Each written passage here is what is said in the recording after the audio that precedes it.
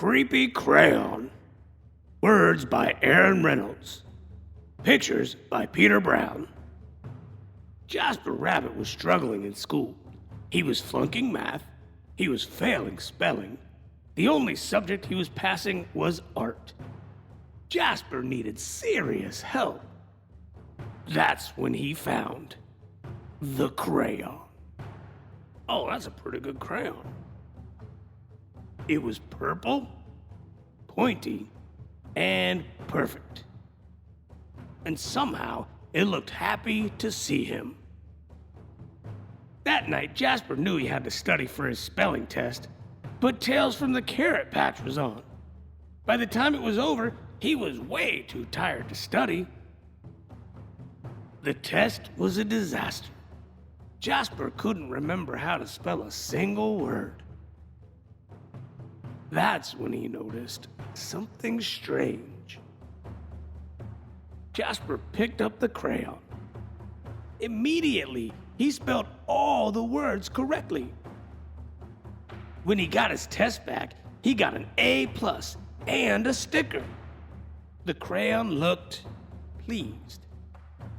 Creepy, but cool.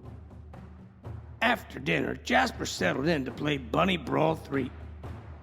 Math homework first, said Dad. Fine, moaned Jasper. That's when he saw it, scrawled in peculiar purple penmanship. Who needs math when you have Bunny Brawl 3? 3 hours later, he fell asleep, his game in one hand, the purple crayon in the other. When Mrs. Lopshire announced a surprise math quiz, Jasper panicked. He reached for a pencil, but instead his hand wrapped around the crayon. Suddenly, math seemed easy. He knew when to carry the one. He knew when to borrow from the bigger numbers. It was like the crayon knew exactly what to do. After the quiz, he saw it, written on his backpack. Jasper plus crayon forever. Jasper felt a shiver go up his spine. The next day was the deadline for the poster contest. Jasper had been working on his entry for weeks. It just needed a few finishing touches. The purple crayon rolled across the table, all by itself. But Jasper ignored it. Don't ignore me. He shuddered. He scrubbed the writing off the table.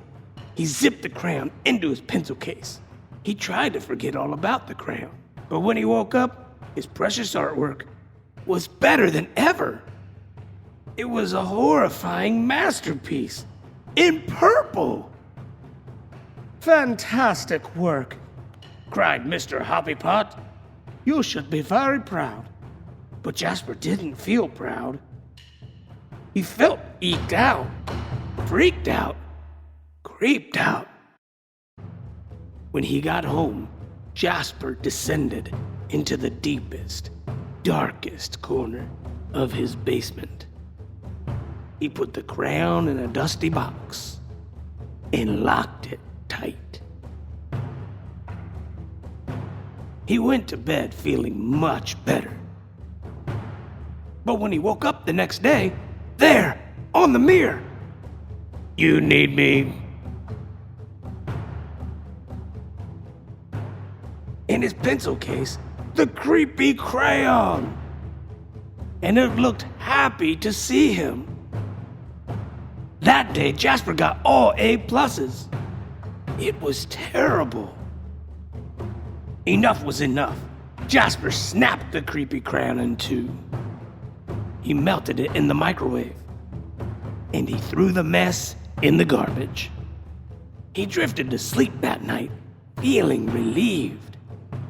But when he woke up, there, on his wall, it was a mural of him graduating elementary school with straight A's. And worst of all, it was really well drawn. And next to it, the creepy crayon. Purple, pointy, and perfect. All day, no matter what Jasper did, the creepy crayon was there, looking oh so pleased. In his hand as he aced his vocabulary quiz. In his pocket as Mrs. Lopshire named Jasper Most Improved Student. In the crowd as the school celebrated Jasper in a special assembly. Things were spinning out of control. Jasper couldn't take it anymore. When he got home, he ran straight to the toilet. We've all been there. And he threw the crayon in. It just floated there, spinning slowly. It did not look happy to see him. And then Jasper saw it, scribbled inside the bowl. Don't you dare. But Jasper dared. Oh no! I've been flushed down the toilet. Oh, purple boy, dear perfect.